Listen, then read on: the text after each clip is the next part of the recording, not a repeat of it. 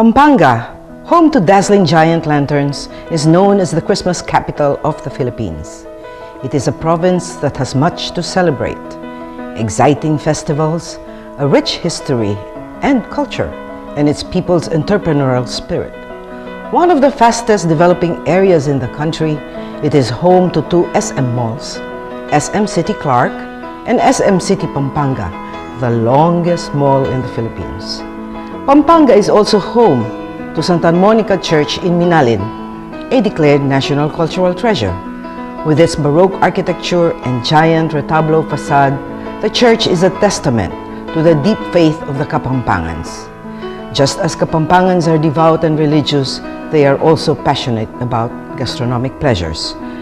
Called the culinary capital of the Philippines, Pampanga is renowned for its cuisine, a rich blend of many tastes: Malay, Chinese, and Spanish, and adapted to its indigenous land and water resources. Many Kapampangans are culinary experts, often transforming ordinary meals into movable feasts. Today, we will discover its rich culinary tradition as SM and the Philippine Star take us on a culinary tour of Pampanga in My City, My SM, My Cuisine.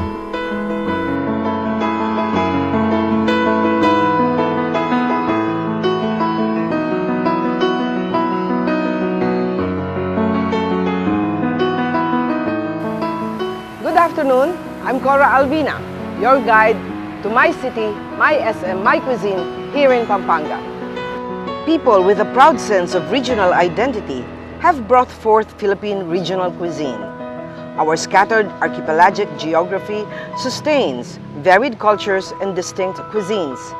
Culinary styles evolved among the major regions of the archipelago, the variations traceable to our rich natural resources and to the gustatory tendencies and communal practices of families and communities. Contact with foreigners also flavored native cooking practices. My City, My SM, My Cuisine is a joint project between SM and the Philippine Star. It aims to help us rediscover, identify, collect, retrieve, and promote traditional recipes and culinary techniques. This is food heritage conservation at its very best.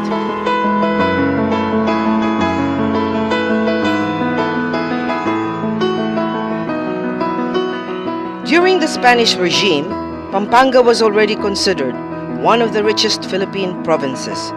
Because of its fertile land, Pampanga produces a bounty of rice, corn, sugarcane, vegetables and fruits. Its waters, creeks, swamps, springs and fish ponds, on the other hand, are a prolific source of tilapia, milkfish, mudfish, and prawns.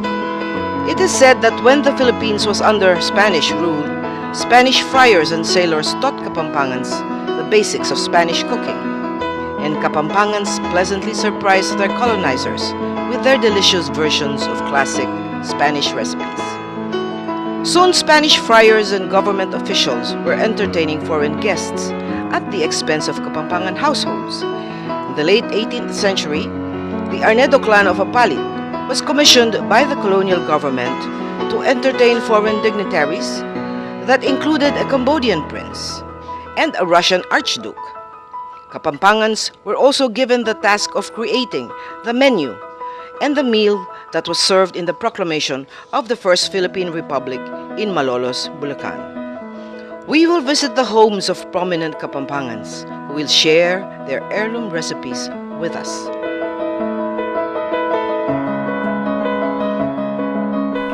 The development of cuisine is attributed to the produce of land and seas and the technology wielded to render them edible and palatable.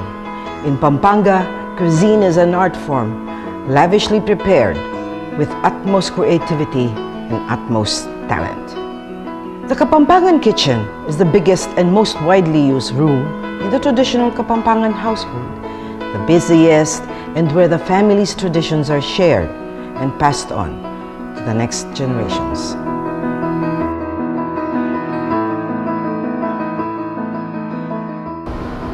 One of our stops in our culinary tour of San Fernando is the home of the Lasatins. It is on Consunji Street and was built in 1926. It is the ancestral home of the family of our host, Councilor Jimmy Lasatin. They will share with us some of their family's heirloom recipes.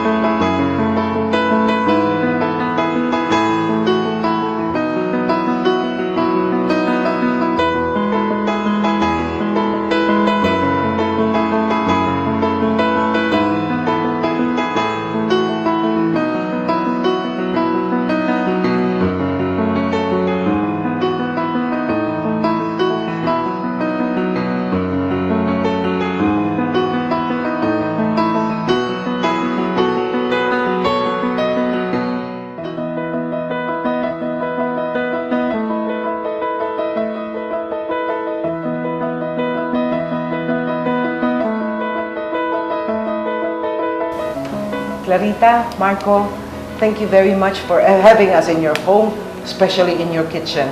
We would be much obliged if you thank Councilor Jimmy for us, for this wonderful, gracious welcome. Maraming salamat. Thank you.